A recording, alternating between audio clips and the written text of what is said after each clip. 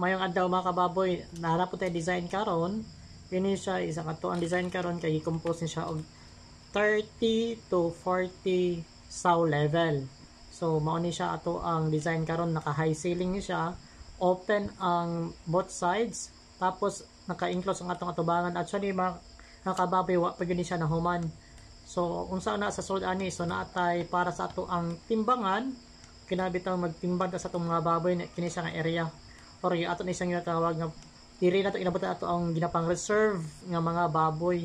Ayan ato ibaligya kung gusto ta nga magbaligya nga timbangon mismo sa ato ang area. So kini siya nga area ato ang butangan sa ato ang mga baboy. So kini ato ang grower, man na siya, kini grower pen na siya. Actually ang grower pen ani kini siya nga area is kaya ni siyang catered og 25 to 30 kining tulo ka buok.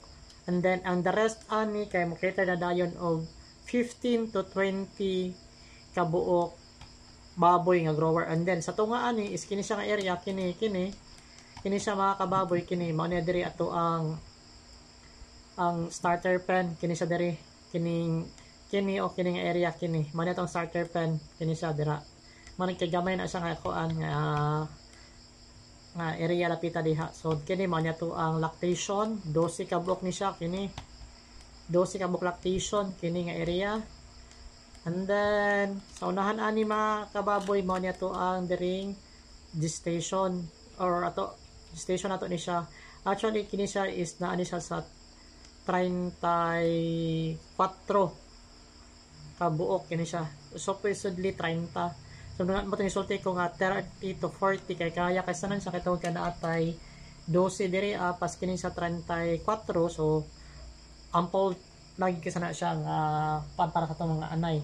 So kini siya di po diri nga area mga kababoy, o kini siya, kini is grower Japan siya, grower pen siya. Mani ako sa inyo ha, mo cater ni siya og 10 15 to 20. Kini siya is ni siya wallowing pool, kini siya kini diri nga area, kini siya, kini pero kini siya wala ni siya wallowing pool, kini nasa tunga, kini siya mo-cater po na siya og 12 to 15 kini siya, kini nga mga area nga grower pen, kini siya.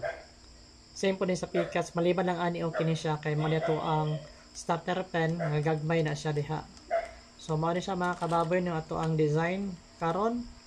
And then of course dako kay ni siya og area nga pwede ta makalakaw-lakaw, kay 1.5 meters gini siya yang walkway.